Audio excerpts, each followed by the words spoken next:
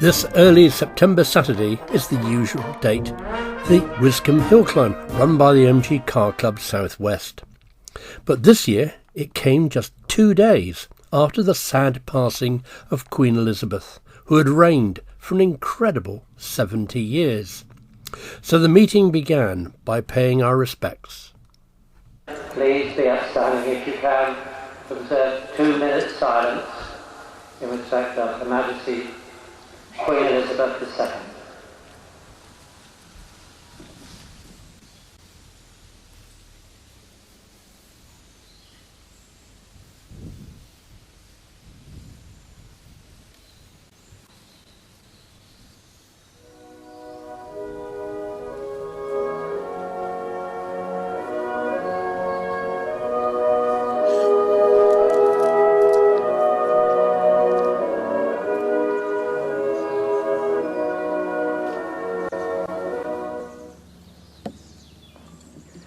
Thank you very much, ladies and gentlemen.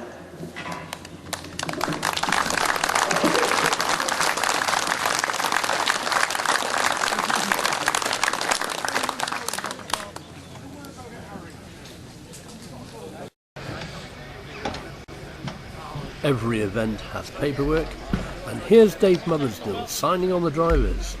This year it's great, it has some really young drivers, under 18. Yeah. Right. Thank you. They even need Mum's permission and counter-signature. I can get her. Yeah. Me? I'm here. Yeah, sorry. Yeah. That's all right. That's all right. They're co-driving number 40, so I hope they have a really good day and come back again with more experience under their belt. So now let's watch number 1 start the event.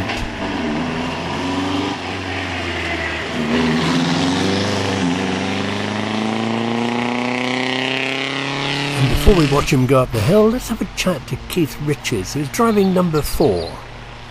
How do you like my pink shirt? I think it's very fetching. Fetching, isn't Very it? Yeah. fetching.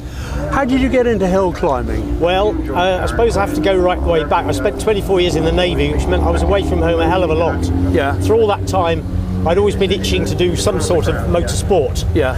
And I started attending hill climbs as a spectator and thought, well, this looks like a good place to start.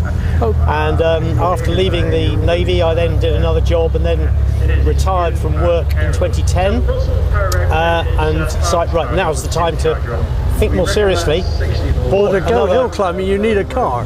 Yep, and I'd had one of these before, earlier in life, and looked around, tried to decide what I could afford and what I could sensibly use in hill climbs, and finished up with another P-type. So that's how it really started. So where did this one come from? And I bought this one in 2013 from a guy that I had known for decades, because he sold me an engine for the previous P-type, a guy called Terry Bone, and it turned out he was still in business at that time, and I bought this from him as a typical barn find. He got it from Scotland. It'd been sat in a barn for nearly 40 years, I think. Yeah. Total wreck. The bodywork was all shot, the ash frame was shot, it all had to come to pieces to the last nut and bolt. The chassis, the axles, the engine, the gearbox, the brakes, steering are all totally original, but all the blue bits are new, and that's the way it just had to be, really. And the other major modification is this one is supercharged, so it goes a lot quicker than the previous one I had. That sounds like an accident. We'll look out for you on the hill. Right, okay.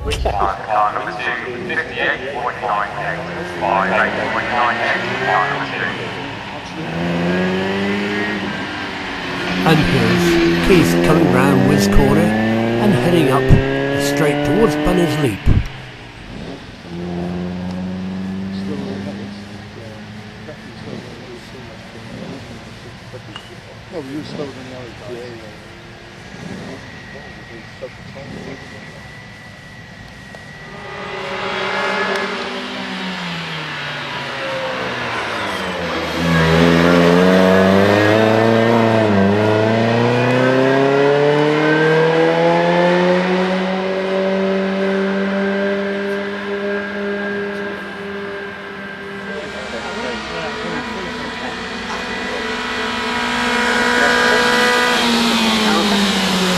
Mr. Richard's best time of the day was 65.9. That's not bad for a car nearly 90 years old. So let's watch some more of the vintage and pre-1955 classes as they attempt the hill.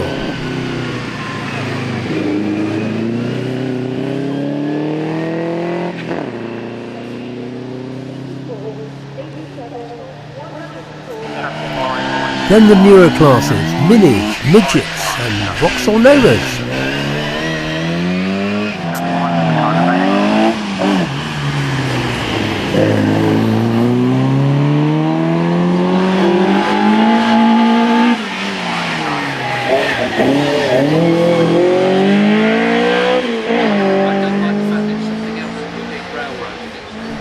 First batch is complete, the upper paddock is full. Time for the course car to clear the hill so the competitors can return to the main paddock.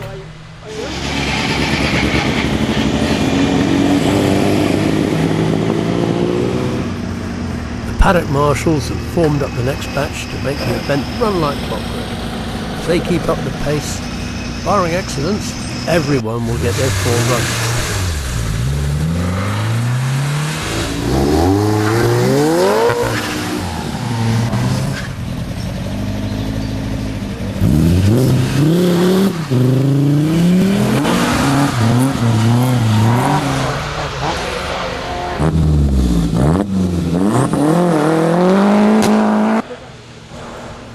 Then let's watch some of our favourite cars, Triumphs and MGBs, taking different parts of the hill.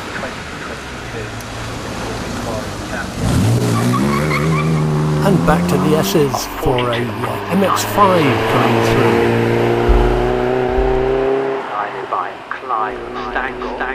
And the S's were the background to Autosport's report of the very first event in August 1958.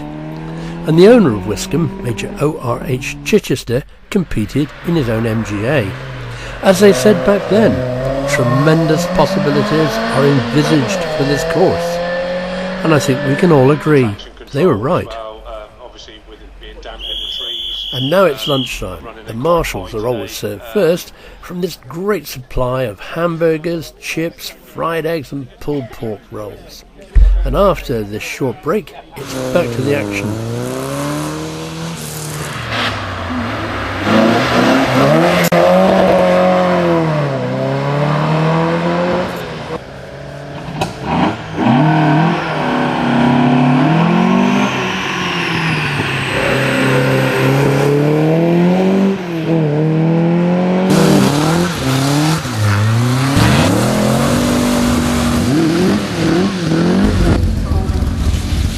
Now a chance to chat to Ian Benningfield.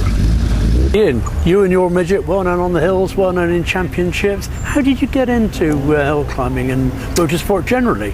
Well, it's like many people in the car club. My father had an MG back in the day. Sadly, when I came along, he had to sell it. I don't think I've ever been forgiven since. But he was always interested in cars, engineering and racing, so I picked it up from him. I started as a marshal and an official, and then when the bank balance allowed it, I started competing. Brilliant. And you got this one now? Yes, this is MG Midget 1500. I've had this since September 2012, actually. My first meeting was here at Wiscombe. Oh, right. So it's its anniversary? Yes, and it's been well campaigned. 10 years campaigning here then? Yeah, and a lot of them. I think I've done over 100 of hill climbs and sprints in it. Which bits of this course do you like and which do you find the most fascinating? I mean, actually, I love this entire place. I go all over the country with the various championships I'm running. I've got to say, Wiscombe is one of my favourites. Yeah. It does really seem to suit the car. It's light, it's nimble, you can throw it through the corners. It's not a power hill or a power circuit, like something like Gersten or Shelsley is. Bunny's Leap, now that's a funny one. You can't really see it as a spectator, but how do you feel when you're competing going over that? So I've got to say, in this car, it's not too bad. So you notice it, you feel the gradient, you feel the car going a little bit light, but it's not, I'm just not going fast enough, let's be brutally honest, when I go across. So, but through that Estes section, when you go through the gate, if you can keep your foot into the floor all the way to store bench, it's a wonderful feeling. So many people have lost it at the gate and disappeared chasing pheasants. Yes. What do you think happened to them? it's deceptive. You always want to brake as late as you can. I've always said to people, if you could take out the gatepost, you could take out the trees, it's a corner you could probably take a lot quicker. But psychologically, it's really difficult not to really anchor on. And it's so easy to lock a wheel, it's so easy to be greedy and get that extra couple of metres.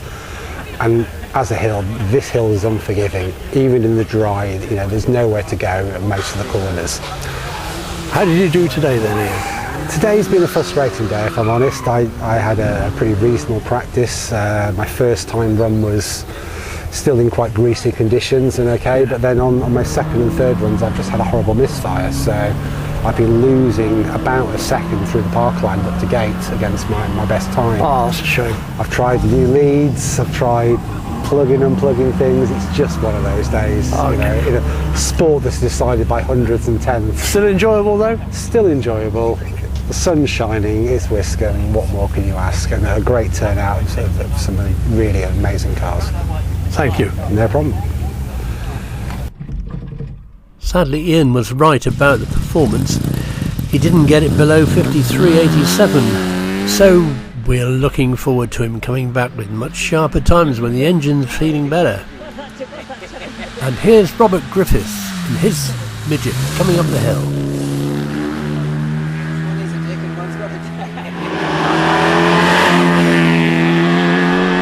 Foot down, all the way through the S's, and hard round saw bench, and he achieves a very creditable time of 53.78.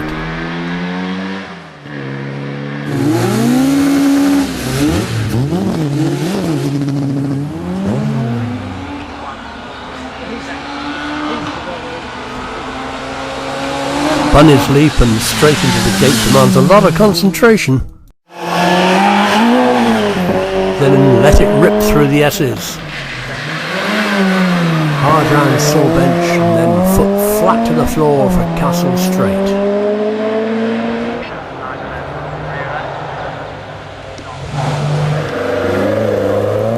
And the cars keep coming, some which tomorrow will go out on the shopping trip, and others which are going to be cosseting in a garage.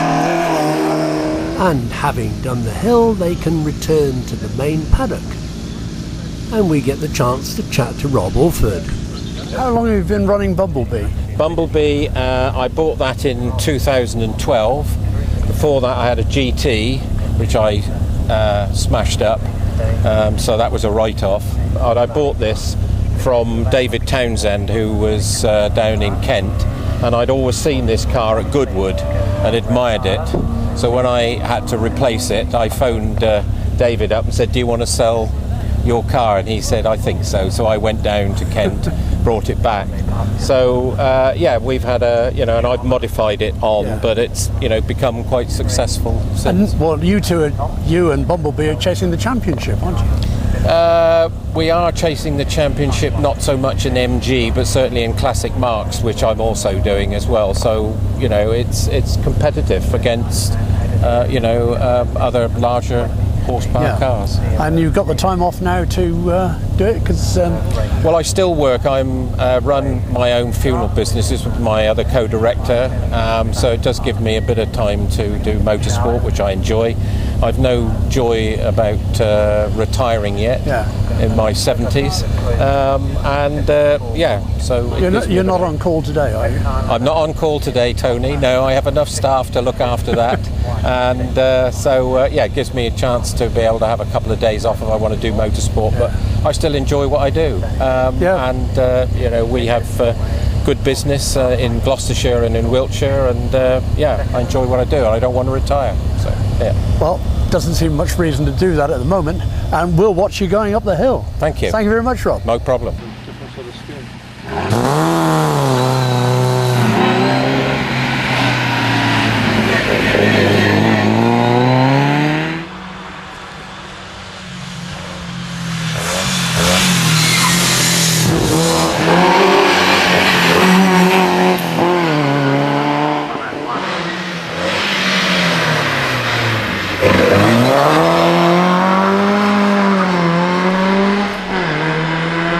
And Rob clocked a very creditable time, 48.80.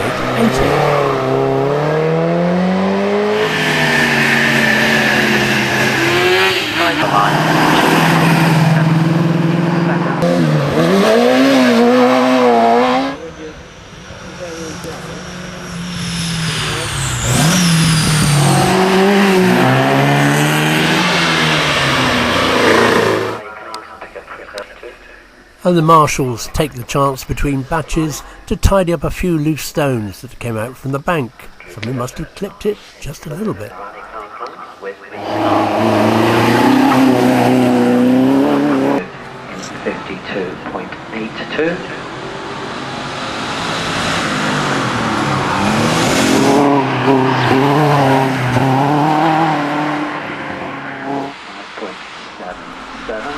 From this point, Martini looks like a solid wall, with a quick left turn, under a round and over the finish line.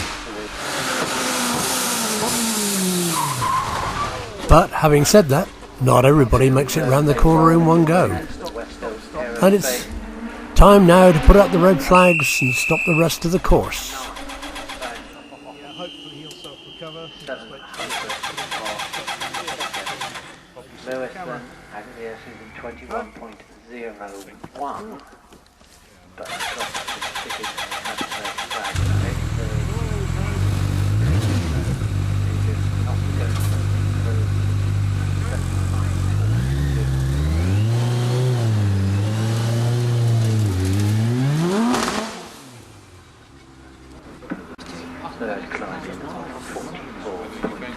Those people on the hill at the time, they get the red flag and a chance to do the run again.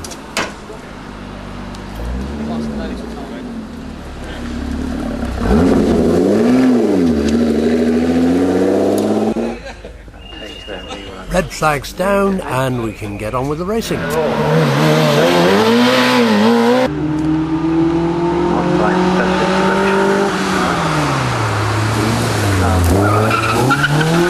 The caterhams are some of our favourite cars. Basically 4 wheels, an engine and a driver hanging on for grim death. Then we have the racing cars and Andrew Forsyth in his 1400cc OMS, and we can have the privilege of seeing the course from his point of view.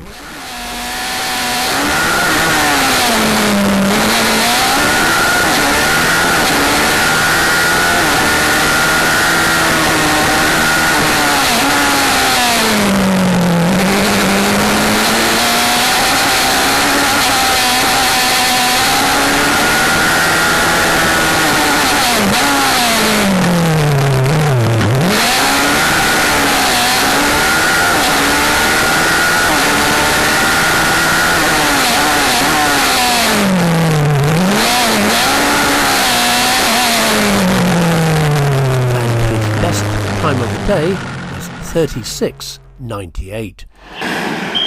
All too soon, the course car comes up and the red flags come out, and the racing day is over.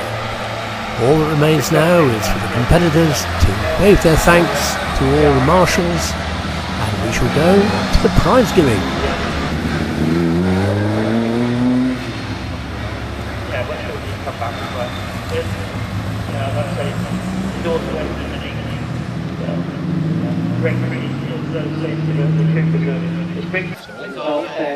Computed on handicap. In third with the TVR equivalent on 47.85 was Alan Davis.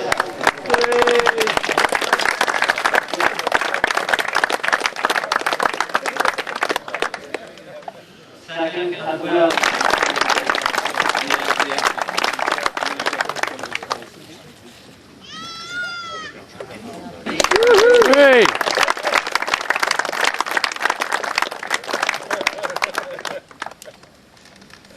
And the win on 45.117 with the Austin Healy stripe, Ben Robbins.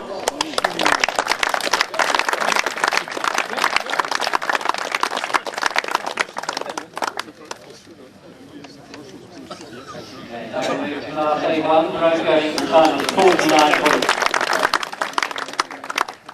Second on 47.02, Julian Rinaldi,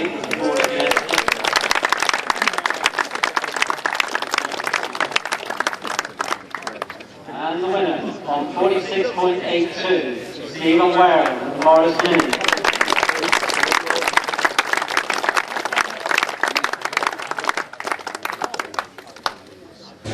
Thank you a lot. So much of this event happens because of one person, and sadly, this is brutal last year organising this event for Wiscombe. He's president for many years of the last one. He definitely assured me this is real this time, and from 2023 I'll be taking over. So please, before we all disappear, you just show your appreciation for us.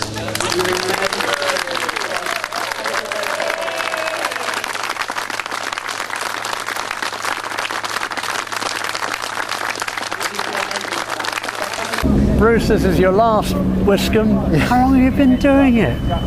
To the best of my knowledge, since 1982, I've clerked it. Well, that's one terrific record. Yeah, and What's the bit that gave you the most pleasure out of the whole lot of this? If there's seeing people enjoying themselves. I competed here in 2 years in 1972 and 73 when we first came here as a club. Yeah. Then I gave up because of the cost of busting the car. And then I took on in sort of authority roles, organising. And today, to be honest, today has been an absolute perfect meeting. We've had a few incidents with pheasants, a few people grazed the bank, but and the weather's been absolutely wonderful. So what else can I? Well, you've organised it perfectly. How many entries this year? 100 odd? I think 126 signed on out of 140 possibles. Well, that's 126 very happy drivers. Yeah, but at one time I had 156 or 7. So there was 16 or 17 reserves, and I've used up all my reserves and lost people on the way down. It happens every year. Yeah. The only thing I would say, it doesn't normally happen until you send out the final instructions, and then it concentrates their mind and they start reading things. So. In the first meeting I came here back in the early 70s, I should think 80% of the entries came from MGs alone and a few from the Morgans. And over the years the interest has dropped because the cars have got more valuable. The people have got other interests. There wasn't a lot to do in the early 70s on a Sunday or a Saturday, so you joined a motor club and went racing. But now they've got computers and they're not that interested in commitment. That's the thing, it's commitment in it. And the reason I did it this year is because no one else was prepared to take it on by our club or in a position to, so I said I'd run it for one more year and then you've got to do something about it. I'm what they call a WIMP, which is the Wiscombe International Military Platoon, and we're known as the Wimps, and we look after this place. We do all the cutting. We had a huge branch up on Martini this morning. Oh right. Yeah, it came down, must have come down, well, not early this morning, but just before the event, and we had to tow it off the tree. Huge branch, it's about 40 foot long, and we had to cut it up. That's why there was a delay in start, because we couldn't dare leave it.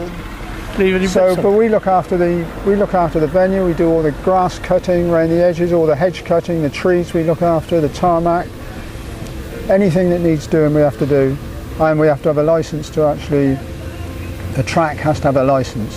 Yeah. You know, and you're talking about 40, 50 grand to resurface the track every 10 years. You know, it's a lot of money. Yeah. But that's what we do. That's what we do for the benefit of all these people that come here for 10 weekends a year. Well, our thanks to Bruce, not just for running the event, but for looking after the entire course. So many thanks to Bruce once again as we say goodbye to Wiscombe for 2022.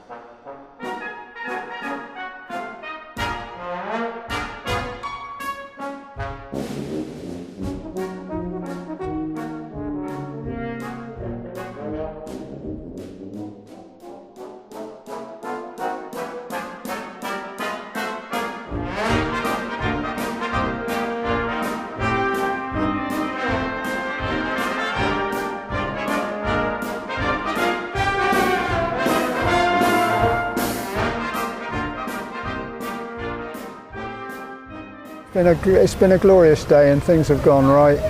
And you want your £10 back for your... Yes. Yeah. We want to get our... Yeah, you got your money back, yeah. Not even money back from the vest. I can stop being part of the media Yeah, then. that's it. You can take it off and bugger off.